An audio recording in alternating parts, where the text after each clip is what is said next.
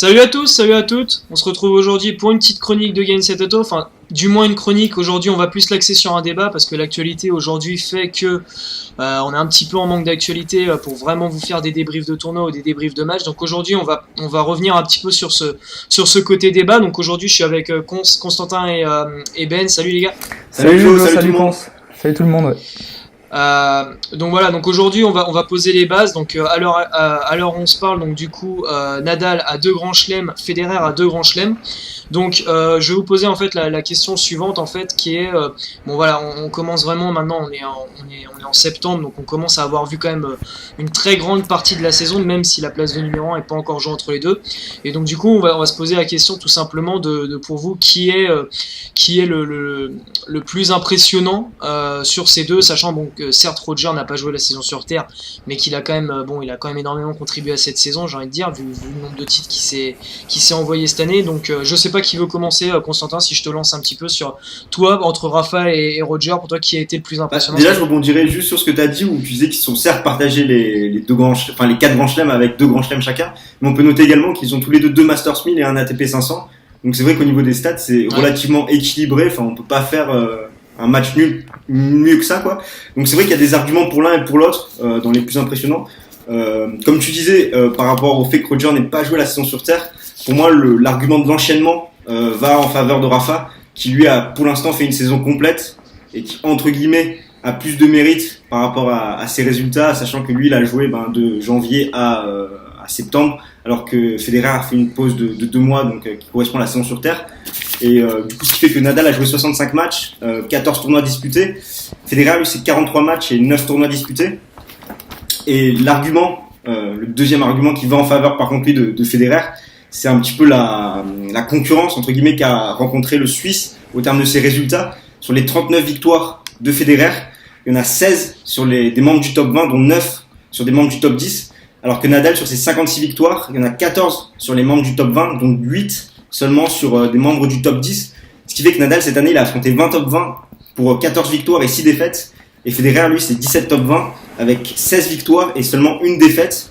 Et donc là, sur cet argument, ça penche un petit peu plus en faveur du Suisse. Donc c'est vrai que j'ai du mal à les départager. Je sais pas si Benoît, t'as quelque chose en plus à nous apporter pour départager un peu ces deux joueurs. C'est vrai que c'est assez complexe parce que comme tu dis, ils ont chacun joué 2 grands chelems, ils ont gagné 2 grands chelems chacun dans l'année. Et c'est aussi la première fois que 2 joueurs différents gagnent un grand chelem la même année sans perdre un set. Donc avec Nadal à Roland et Federer à Wimbledon. Donc c'est vrai que c'est assez difficile de les départager. En tout cas, du point de vue physique, on le sait tous, c'est Nadal qui est forcément devant. Déjà, il est plus jeune et il est beaucoup plus endurant. Il a pu durer toute la saison en faisant la saison sur terre, la saison sur gazon, sans faire de pause comme Federer. Mais après, je me baserais plus pour peut-être dire le plus impressionnant entre les deux, ce serait peut-être plus sur leur confrontation de l'année, où ils ont pu avoir l'occasion de se jouer 3 fois en début d'année à l'Australie et aux 2 tournois en Amérique. Et là, Federer mène quand même 3-0 sur dur cette année. Donc moi, ça partirait un peu plus sur Federer de ce côté-là. Et surtout, ce qui a été impressionnant, et là où il a fait preuve d'une grande force mentale, contrairement à ses précédentes confrontations avec Nadal, ça a notamment été en Australie où au 5e set, il revient dans le 5e set alors qu'il est mené 3-1 et il finit par gagner 6-3, donc en faisant un double break puis en gagnant le tournoi.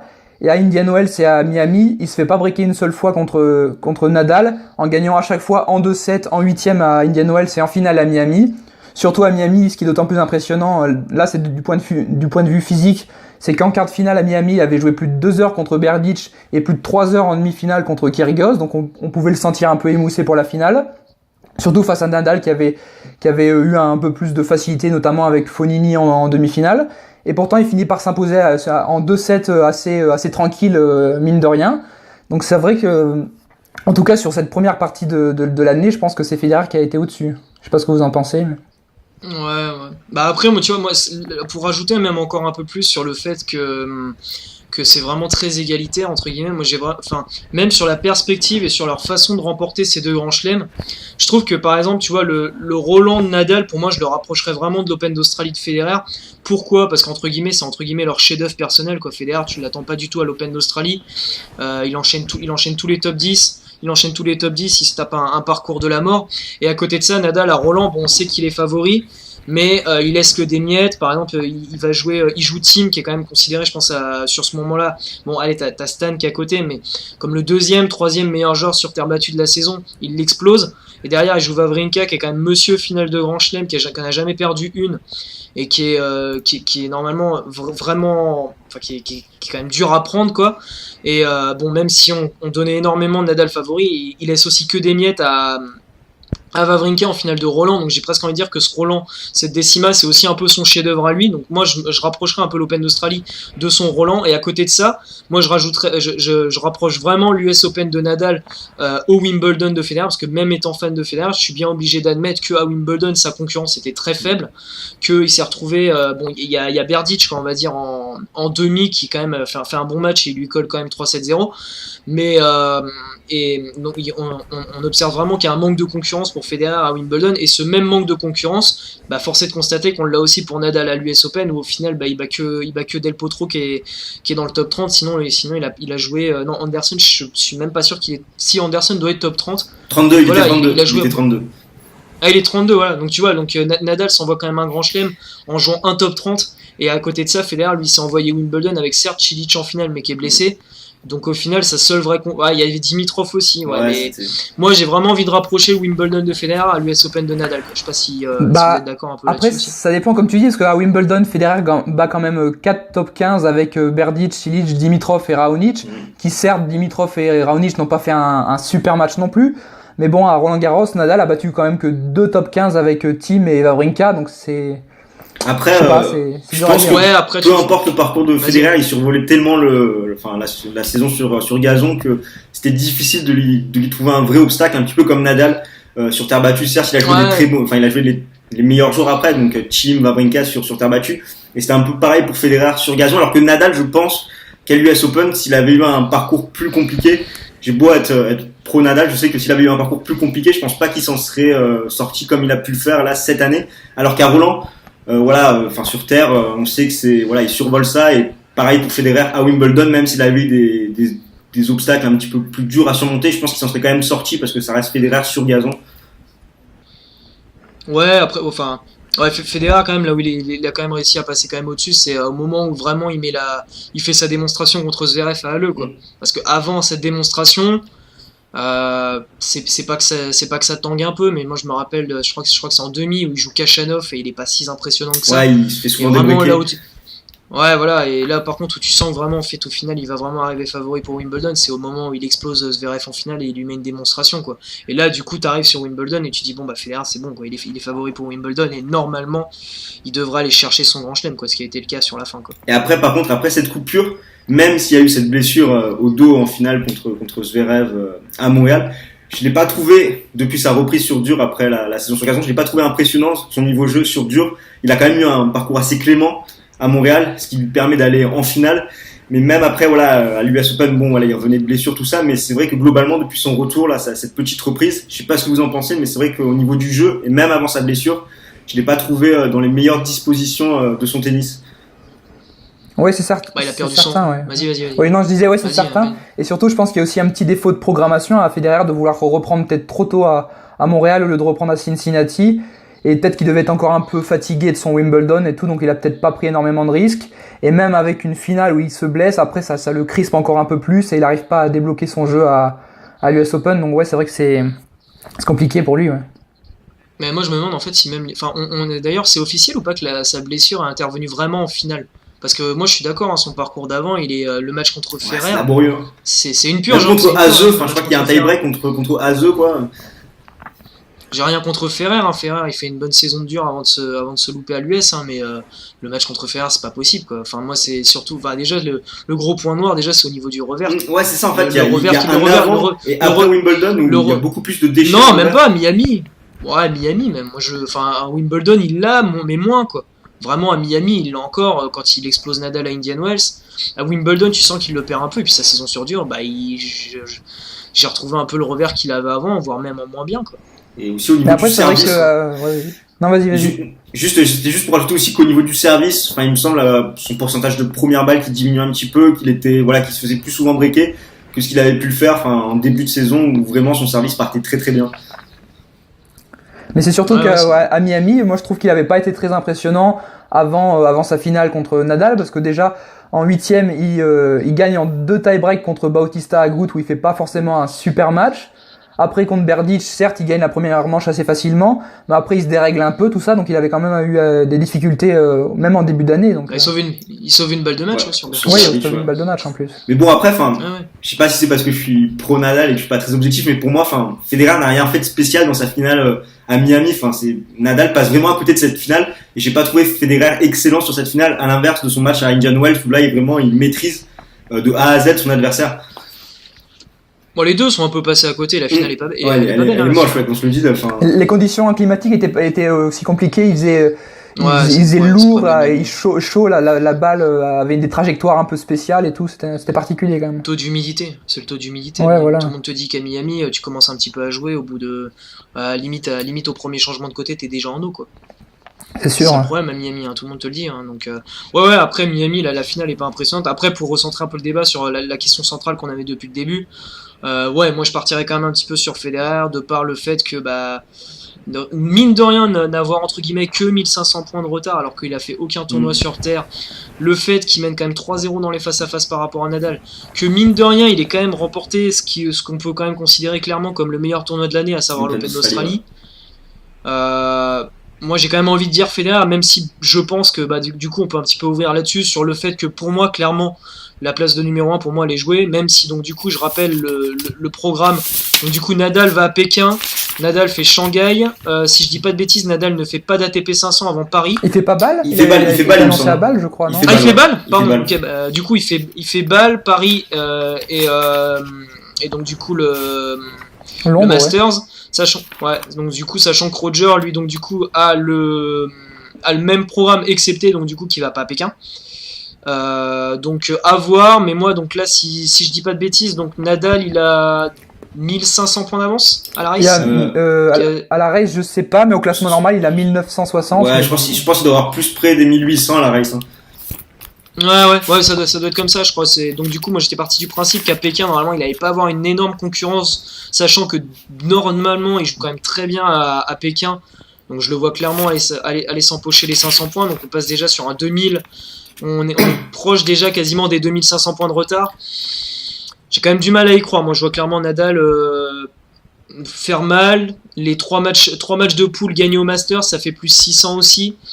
Moi, Federer, j'ai quand même du mal à voir son. Je sais pas, moi je le vois clairement pas gagner Shanghai par exemple. Après, à voir. Hein. Mais pour moi, la place du numéro 1, elle est jouée.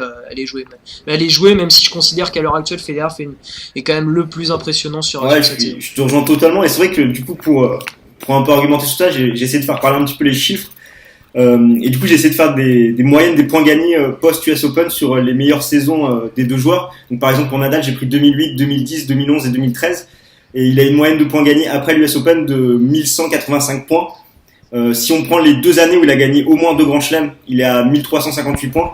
Ce qui fait qu'a priori, si on suit cette logique, il devrait finir l'année à 10 550 points, voire 10 763 points. Et lui, Federer, si je prends des années comme 2006, 2007, 2009, voire 2012, il est à du 2100 points après l'US Open. Ce qui fait qu'il devrait finir aux alentours des 9600 points. Ce qui fait que, comme tu le dis, si ça suit un petit peu la même logique que ces années-là, Nadal, pour quelques points, 900 points, devrait peut-être finir devant Federer.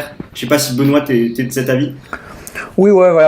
Après, c'est vrai que même si j'ai tout l'estime du monde pour Federer, je le vois quand même assez mal, finir l'année numéro 1 mondial. Certes, il va se rapprocher au niveau des points et ce sera plus serré au niveau du nombre de points. Mais ouais, avec le peu de tournois qui reste, malgré que Nadal a plus de mal en indoor que Federer, ça va être compliqué pour Federer de le rejoindre. Et même si on peut supposer que Bâle, ça va être entre guillemets dans la poche, et même peut-être le Masters s'il est bien en jambes. Après, il faudrait vraiment des grosses déconvenues pour Nadal. Et le voir au minimum le voir éliminer avant les quarts ou les demi-finales de ces tournois, sachant qu'il n'y a pas les gros monstres, les Djoko et sûrement le Murray aussi et Wawrinka. Ça m'étonnerait qu'il se fasse éliminer si tôt. Donc ouais, Federer, je vois pas bien comment il pourrait faire pour revenir numéro 1. Ouais. Ouais. Après, non mais enfin, Mais enfin, pour ajouter aussi, moi, le gros argument aussi qui me fait mettre Federer, c'est que du coup, dans ce que vous aviez dit, vous avez sorti la stat, je crois. Combien de défaites pour Nadal sur l'année?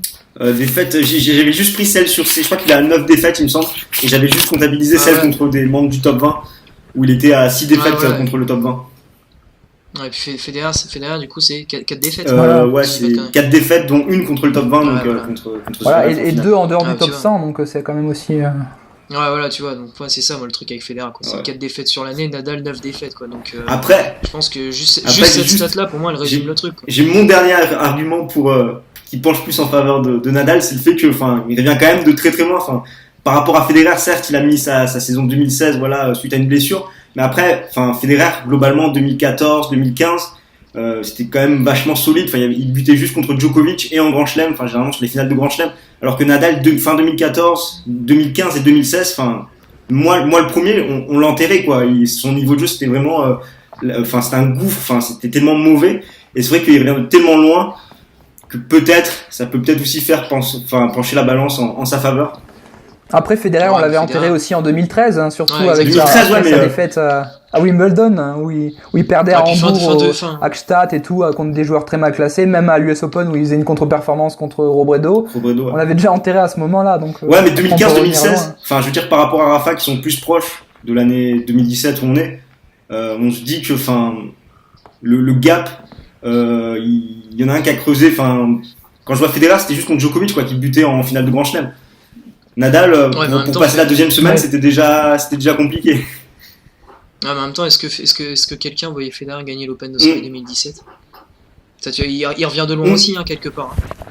Donc dans le même style, ouais, c'est clair que le Nadal, le passage à vide Nadal 2014-2015, peut être comparé au Federer 2013. Après, est-ce que Nadal aura aussi ses 6 mois de blessure et un jour il reviendra déjà à voir ce que Djoko et Murray vont donner quand ils vont revenir déjà. Mais non, moi je pense que c'est Federer. Moi pour résumer, c'est Federer plus impressionnant et Nadal va finir l'année numéro 1. Ouais, je pense ça. Pour terminer là-dessus. Ça conclut bien, je pense. Voilà. Est-ce que vous êtes du même avis ou Oui, bah ouais, Nadal, ouais, il y a 90% de chances qu'il finisse numéro 1. Federer, je pense qu'il était un peu plus impressionnant, peut-être, c'est sûr. Notamment, je me base bien sur les confrontations du début d'année. Donc, ouais, je te rejoins totalement sur ce coup-là. Ouais. Je te rejoins aussi pour ça. Ah, tu me rejoins, Je te rejoins, ouais, non, je disais juste, j'ai pesé le pour et le contre pour les deux joueurs et bon, voilà, 2 arguments, mais je pense que Federer, voilà, sur ce qu'il a montré, c'est aussi très très solide. Et c'est vrai que les deux joueurs, dans tous les cas, font une très très bonne saison et que Nadal, pour l'instant, a pris un pied devant pour finir numéro 1. Voilà, ok. Ouais, bon, c'est ça. Ouais, puis tu vois, et puis éventuellement pour terminer, tu te dis que si Federer avait joué la saison sur Terre et qu'il avait joué Cincinnati, est-ce qu'aujourd'hui il y aurait vraiment débat pour ça? Enfin, voilà, Federer en plus, tu vois, c'est purement physique, quoi. Federer en 2017, il a des jambes, Federer il est numéro 1, quoi. Enfin, faut pas. Moi, j'ai peut-être un peu vite en besogne, mais Federer en 2017, il a des jambes, Federer il est numéro 1, quoi. Pour moi, il y a pas de débat là-dessus, quoi.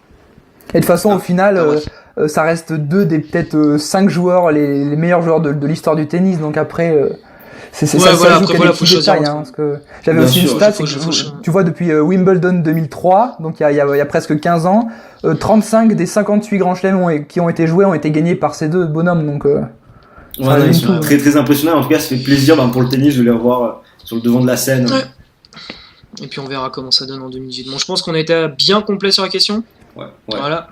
Donc du coup il nous reste plus qu'à refermer cette nouvelle édition de Game Set and Talk. On se dit à très prochainement. Donc du coup potentiellement avec les prochains grands événements. Donc la Lever Cup. Je pense qu'on va pas forcément faire une vidéo là-dessus, mais voir ce que ça va donner. Et puis du coup après nous on se retrouvera potentiellement pour les prochains gros tournois. Donc la tournée asiatique avec Pékin, Shanghai. Et puis du coup il nous reste plus qu'à vous souhaiter comme d'hab un bon tennis à tous et à la prochaine. Salut tout le monde. Allez, ciao.